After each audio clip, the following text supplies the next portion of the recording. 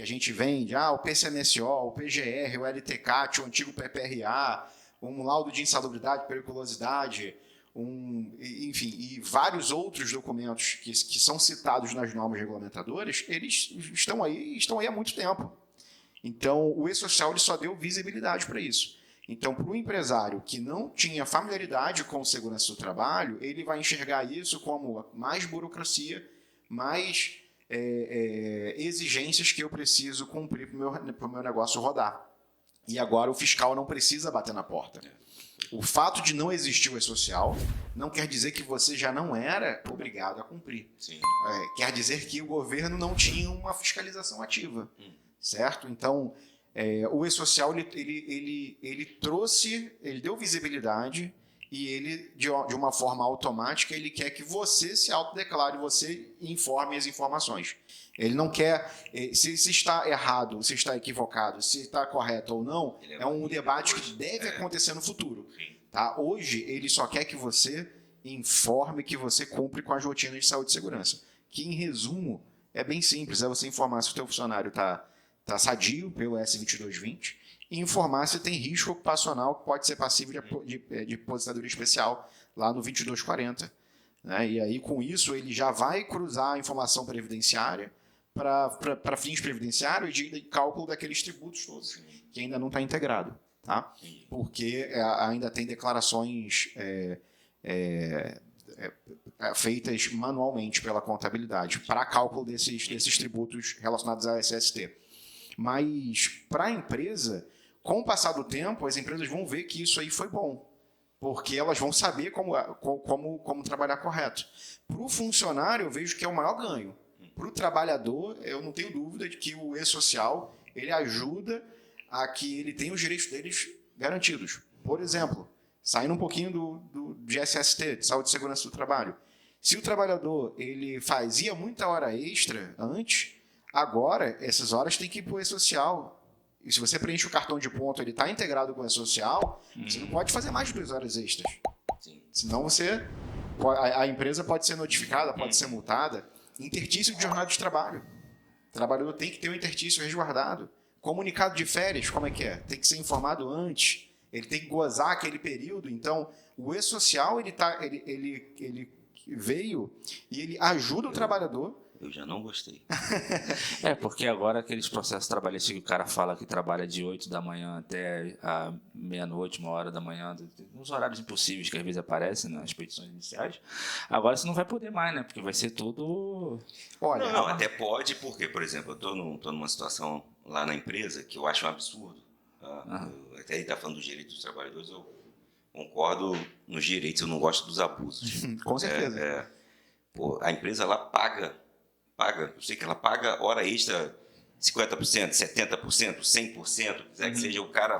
Aí você vê um cara que trabalhou um tempo, foi mandado embora, o cara, 1 ano depois, o cara entra com uma ação trabalhista dizendo que trabalhava, que a empresa... Não, que a empresa mandava, ele bateu, e isso não é política da empresa de jeito nenhum. Sim, tá. A empresa mandava, ele bateu o cartão ele continuava trabalhando. E ele voltava para trabalhar. Não, isso também tem. E arruma uma testemunha que também vai entrar com uma ação trabalhista. Que vai dizer que ele fazia. E antigamente, isso, o cara já entrava numa situação, ele só era ouvido como informante, mas hoje a justiça mudou um pouco isso.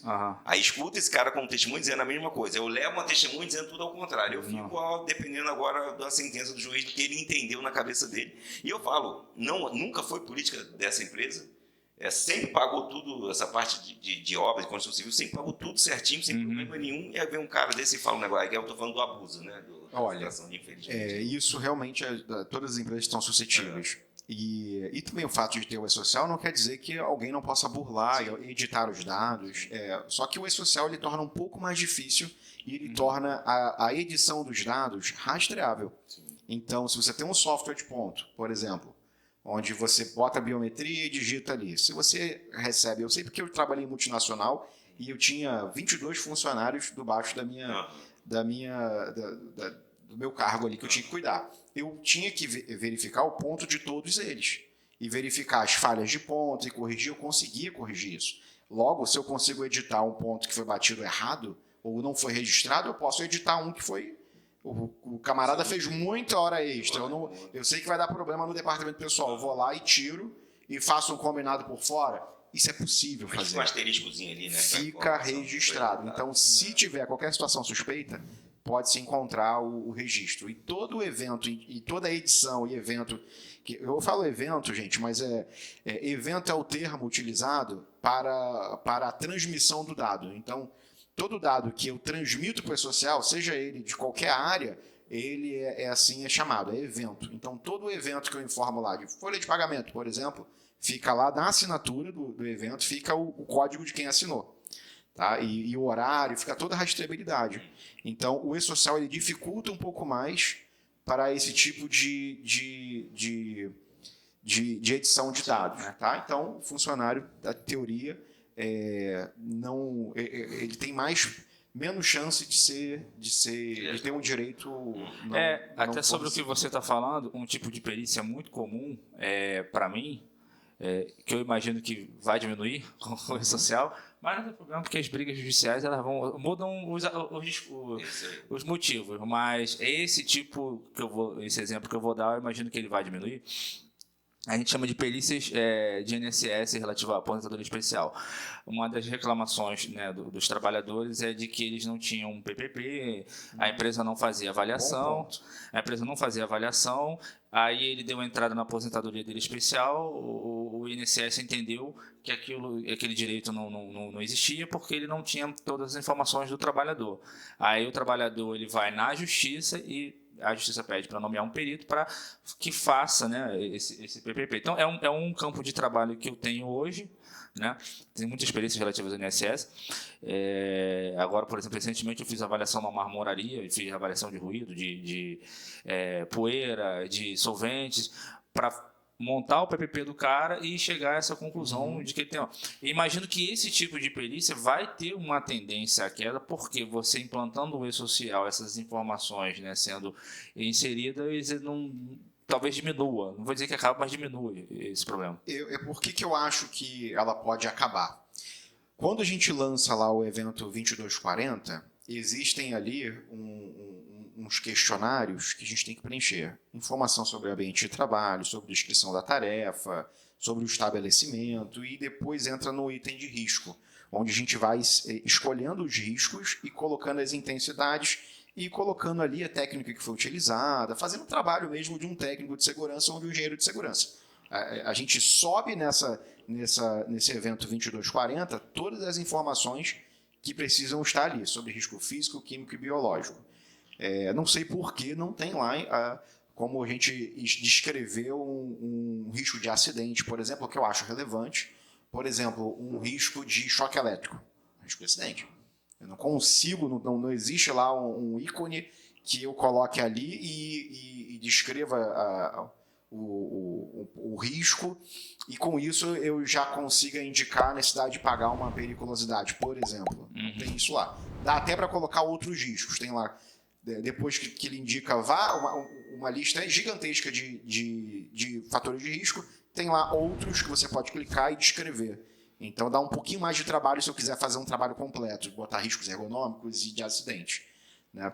Mas lá no 2240 é onde a gente imputa o risco de natureza química, física e biológica e coloca as intensidades. Hoje não está assim, tá? Hoje você consegue colocar lá risco físico e não colocar a intensidade não botar o NEM, né? Da dosimetria que você fez. Nível de exposição. Hoje você pode colocar lá um fator de risco químico e não colocar a concentração. E a gente sabe que para ser insalubre tem a ver com o tempo de exposição e a concentração. A insalubridade ela é gerenciável dentro de um ambiente de trabalho. A periculosidade não. Então, sobre exposição a fatores de risco químico, físico e biológico, existe todo um aparato de engenharia de segurança que pode ser implantado para proteger o trabalhador. Que esse discurso ele precisa ser entendido, porque a insalubridade ela é uma indenização, porque a empresa ela admite que está prejudicando a vida do trabalhador. Então, existem situações de insalubridade que não tem jeito, que é muito difícil de descaracterizar, mas tem muitas outras que é possível se administrar. Obviamente, uma empresa séria precisa estar atuando e tem que ter um trabalho muito forte de retaguarda jurídica, de conscientização e de monitoramento. Não adianta nada você falar que não é insalubre e não monitora, não tem controle. Isso é comum, tá? Mas isso é outra discussão, mas é comum o cara não reconhece, porque se ele não reconhece, ele não tem que avaliar. Então, exatamente. Então, a nossa produção avisou que a gente acabou de passar de 500 inscritos. Mesmo? Passamos, do nada, passamos de 500. Legal, parabéns. E olha que nem publicou. Para você que está assistindo aí, ó, a meta já mudou. A meta agora é 600. Então se inscreva no canal, ative o sininho. Acho que para a gente encerrar aí, não sei se você quer polemizar. Hoje você se comportou hoje, cara. Eu tenho uma reunião 9h30, eu já estou 15 minutos atrás. Ao vivo, vai ficar aí gravado para a galera saber que você vai preta, assim, tem um ponto que eu gostaria só de para complementar que você trouxe, que é o do PPP eletrônico. O e-social, o funcionário ele vai ter acesso ao PPP eletrônico pelo aplicativo do governo. Então, quando ele é desligado da empresa, ele não vai mais precisar implorar para ter o PPP. O cara não tem noção de como esse documento é importante. O trabalhador não tem. Então, eu imagino que vai começar essa conscientização do quanto o PPP vai ser importante, né? Já é importante, né? É um documento que já existe há muitos anos, conforme você falou, né? As pessoas que de repente não davam a devida importância. Mas falando sobre a área em si, né? O e-social, aqui a gente tem uma empresa de contabilidade, tem uma empresa de assessoria na área de saúde e segurança do trabalho, né? Para quem está ouvindo, de repente tem contador, tem técnico, tem advogado, tem técnico de segurança, engenheiro de segurança, contador, advogado que acompanha a gente, né? Tem empresários também, donos de empresa. Como que o profissional que quer entrar aí na área, aí é uma pergunta mais até para vocês dois, né? Como é que o cara faz para entrar e ingressar na área? Posso começar? Pode, Eu vou falar um pouquinho do que rolou comigo e o que eu acho que eu faria de novo, né? Quando eu abri a empresa, eu era técnico de segurança, tinha 19 anos de idade e precisava gerar mais renda. E eu precisava me legitimar, porque a gente sai da faculdade, sai do curso técnico, a gente não sabe muita coisa. Então eu procurei uma primeira oportunidade. Comecei a trabalhar fichado numa empresa, a ter as rotinas de segurança do trabalho, a sentir na pele as dificuldades e ganhar mais casca para poder conseguir prestar esse serviço, oferecer esse serviço para outras empresas. Sim. Então, eu comecei trabalhando numa empresa fixa e ali tirando meu sustento, e eu comecei a fazer serviços de freelancer, até para eu me testar. E o negócio foi fluindo, eu fui criando uma rede, um ecossistema de outras empresas que se alimentavam do meu serviço freelancer, e isso foi um indicador, que foi o que eu usei para poder entender que ali tinha um mercado. E aí, como começou a gerar receita, a gente tem que sempre profissionalizar o nosso negócio. Então, se você gerar receita, já procura um contador, paga uma contabilidade, abre um CNPJ e abre um CNPJ correto. Vou deixar meu link aqui, tá? Vou pegar a fala dele, vou deixar meu link aqui no final, no meu escritório de contabilidade. Abre uma empresa e procura um contador sério. Não vai nessa onda de quero pagar o mínimo de imposto necessário. A atividade de engenharia de segurança ela é atividade intelectual. Então, coloca o que não é correto. Não se preocupa que você, sendo bem profissional, você vai ser reconhecido e o imposto que você paga a mais por fazer atividade intelectual, isso tem diferença, tá? Sim. Eu tenho uma construtora e o imposto da construtora é 5,5%. E da minha consultoria já subiu para a estratosfera, porque são atividades diferentes. Então, se profissionaliza, procura um contador sério, abre uma empresa com o KNAI adequado com o que você está fornecendo e começa a investir na tua empresa, né? Eu saí da iniciativa privada lá como funcionário para viver dos meus negócios quando eu quando eu tinha uma empresa organizada, quando eu gerei um ecossistema que podia me pagar o salário que eu recebia do outro lado. Então foi nesse momento que eu encerrei uma área de atuação e comecei a viver do meu negócio.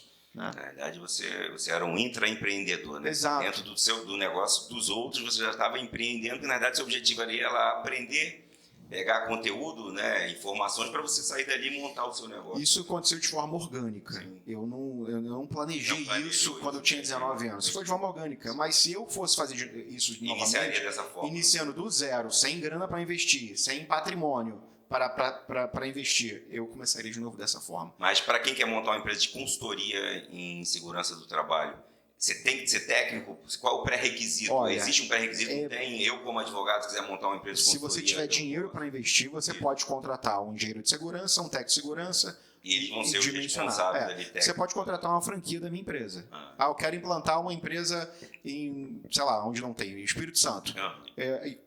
Como é que se faz? Eu te vendo uma franquia, você vai ter o setup pronto. A gente vai achar os profissionais para cumprir aquele quadro e os processos estão todos prontos já. Então, você que quer empreender, você consegue comprar uma franquia de uma empresa como a minha. E tem um monte, tá? Não é só a minha, tem um monte. Tá bom? Mas é bom que a pessoa tenha conhecimento de causa, porque tem particularidades ali que é complicado. Hoje eu não sou operacional, eu sou diretor comercial da minha empresa e cuido das partes das rotinas administrativas, mas para fazer venda de segurança do trabalho, tu tem que saber, cara. Tu tem que saber. E outra coisa, o funcionário já não quer pagar aquele negócio, então você tem que ter um discurso de que é o mínimo necessário para você rodar, ok. Se você vê valor nisso, a gente pode fazer o plus. Não funciona não, o empregador, né? O empregador, empresário, né? Ele não quer pagar aquilo. Ele não queria nem que você existisse e estivesse lá. Entendi. Bom, então acho que é isso, né? É isso. Se comportou hoje, né? Porque você tá... Eu quis arrumar um probleminha com os engenheiros de segurança, mas eu me segurei. Até porque você me deu uma resposta boa, Comecei. Então tá bom, que bom. Então, obrigado por você aí que chegou até esse momento do vídeo. Se não é inscrito, se inscreva no canal. Curta esse vídeo, porque assim você ajuda esse canal a crescer, ajuda esse conteúdo a chegar mais longe, né? Pode ser que existam outras pessoas que precisem desse conteúdo. E deixa nos comentários aqui o que você achou, qual é a sua visão sobre rede social, se você quer entrar na área, se você quer prestar algum tipo de serviço, se você nem sabia que isso existia, e assim você ajuda esse canal a responder e a contribuir para o crescimento de outros profissionais, né? Muito obrigado e até o próximo vídeo.